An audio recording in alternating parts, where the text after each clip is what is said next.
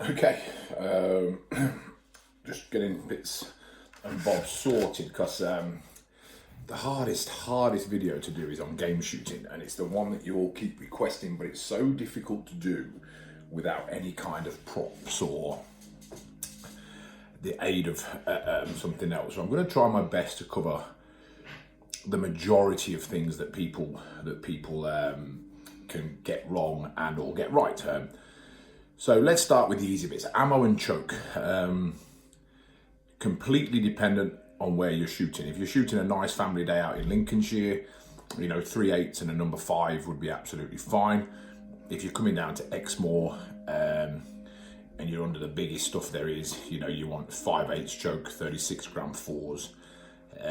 You can go bigger than that, but that's for people that really don't understand ballistics and what's going to be happening downrange energy with your pellets and stuff. So depending on where you're shooting, early season partridges, again, I'd go for like half choke and a number 5.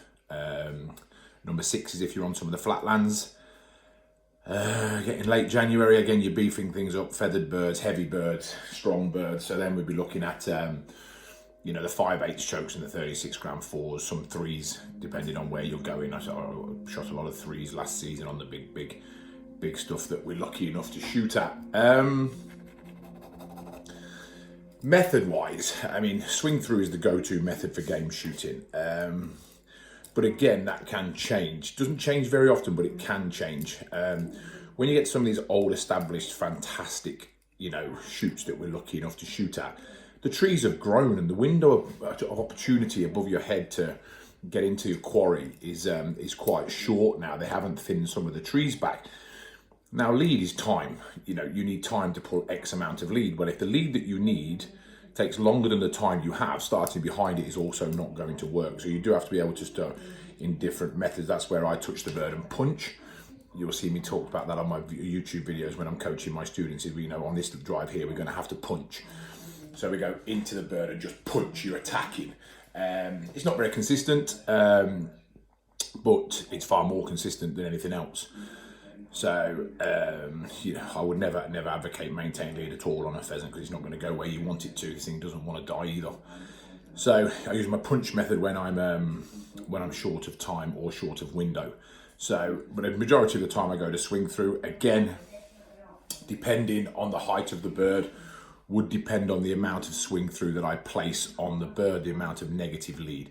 A nice early season partridge probably just get tucked in, with it inside of a meter, a nice slow negative swing, coming through to whatever I think that target requires, getting into the big stuff, Exmoor, drumland rig, some of the big stuff. Then I'm seeing some incredible spaces behind, with a huge amount of energy through the gun to get through that line while it's consistent, and then get out. And your leads can be obscene, just simply not, they don't seem normal to get out that far. So that's the different methods that I would look at. One thing you'll hear me say a lot on my live videos of game shooting is mount early. I'm a big advocate of mounting early.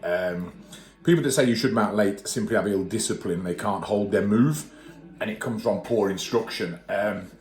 What I say to all my students is, look, if we put the gun up early and the bird's not the one we want to shoot at, we can put it down, but we can't put it up.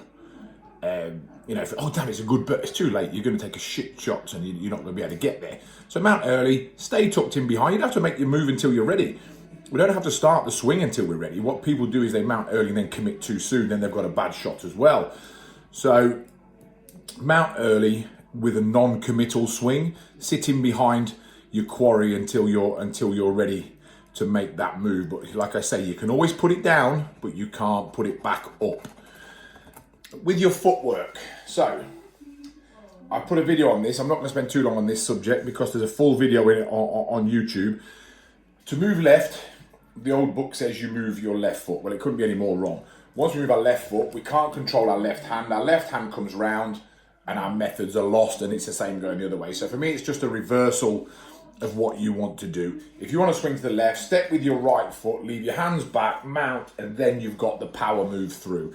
So to move left, it's your right foot, and to move right, it's your left foot, the exact opposites of the way you're going. Now, a lot of people say to me, Ben, you tell your students wingtips, wingtips. What do you mean by that?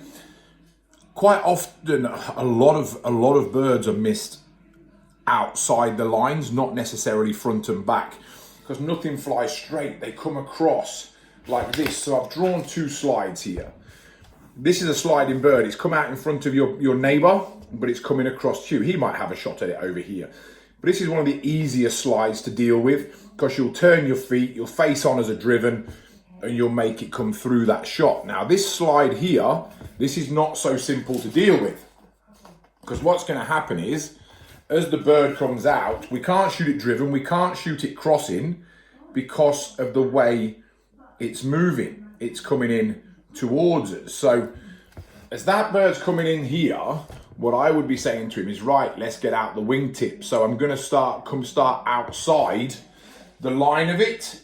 So I'll start out here, and it's a lot easier to come back to than trying to swing and awkward through that line. So when I say to him, wingtips, wingtips, what I'm trying to do is get the gun detached from the body and not come through the center and come outside the line. So I'll meet it coming back as it drifts and slides over me. So, you know, it's the hardest thing to do is judge that slide, and again, of course, due to wind.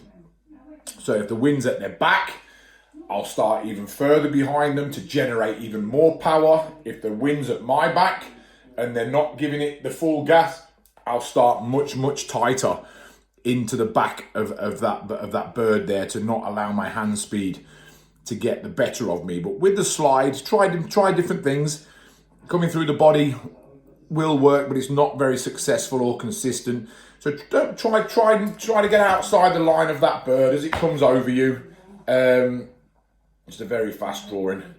So as this bird's coming in here, don't be afraid. This bird's going to be drifting this way, but its head will be straight.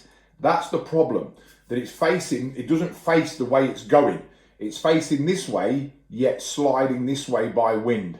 So that's when I say, come outside the wingtip, swing your gun through here. When you get out in front of it, your hand and eye speed coordination will come back to each other, and you'll meet it, because that's the hardest bird to shoot, that is not going where it's facing. When it does this, it's not a problem. It's when it does this and it stays facing you, and you think, I'll just come straight through the head, and it will not work.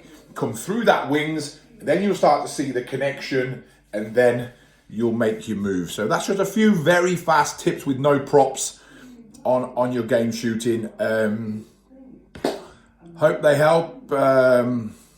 Actually enjoyed that. A lot of information come out. So stay safe, guys. I'll get this on YouTube, and I'll be on Instagram tonight for all the questions. Stay safe.